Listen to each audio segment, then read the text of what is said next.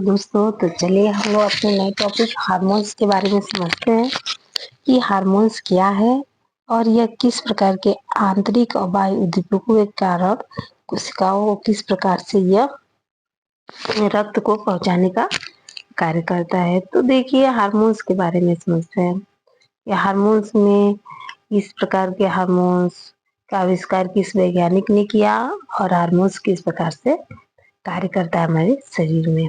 ठीक है, तो देखिए जहाँ तक मैं समझ रही हूँ कि हार्मोन्स का टॉपिक जो है ये आपके आता है न्यूट्रिशन से, हमारे साइकोलॉजी से।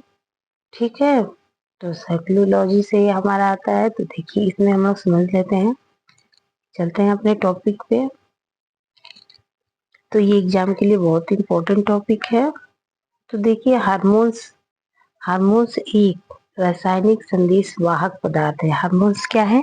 एक रासायनिक है और संदेश वाहक पदार्थ है। मतलब जी हमारे क्या करता है, संदेश को पहुंचाने का कार्य करता है। ठीक है, जो किसी वाहक या आंतरिक जो किसी वाहक या आंतरिक उद्दीपक के कारण कोशिकाओं के द्वारा जो हमारे आंतरिक और बाह्य उद्दीपक पाए जाते हैं जो हमारे शरीर में।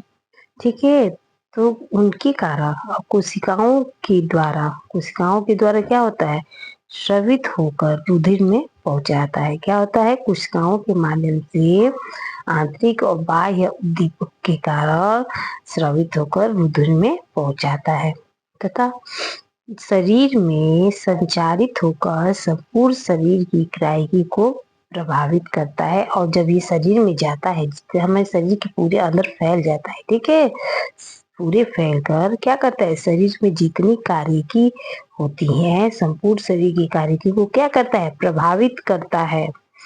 ठीक है, आगे देखिए हार्मोन शब्द का प्रयोग किसने किया था।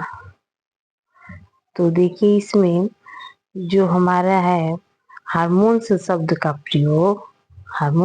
प्रयोग स्टर्लिंग नामक वैज्ञानिक ने किया था। किसने किया था, तो स्टार्लिंग नामक वैज्ञानिक ने हार्मोन शब्द का प्रयोग किया था।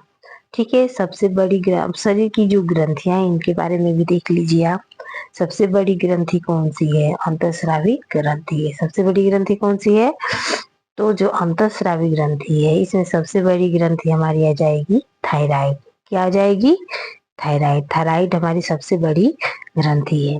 ठीक है, और थायराइड कौन सी ग्रंथि है, तो थायराइड अंतःस्रावी ग्रंथि है।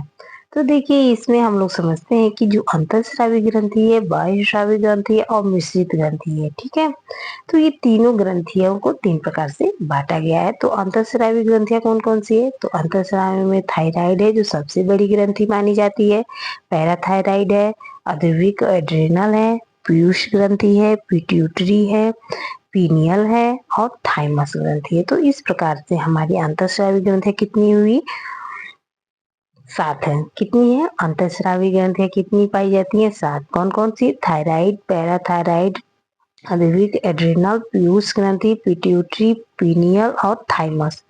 तो इस प्रकार से आप देखिए बहिःस्रावी ग्रंथियां। बहिःस्रावी ग्रंथियां कौन कौन सी है, तो लार ग्रंथि है। लार क्या होती है, बाहर निकलता है हमारे शरीर से ना।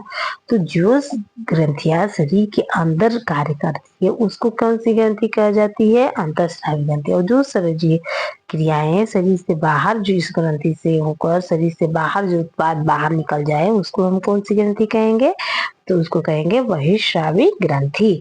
तो इसमें कौन कौन सी है, लार ग्रंथियां है, तेल है।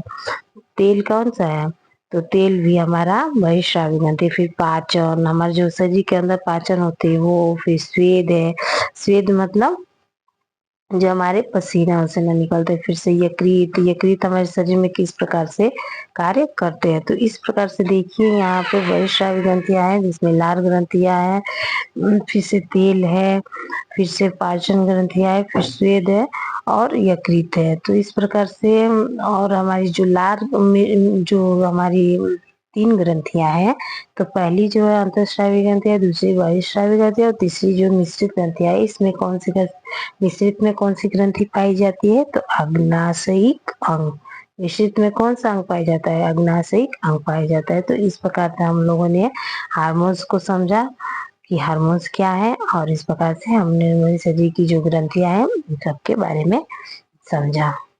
तो चैनल को लाइक और सब्सक्राइब जरूर करिए।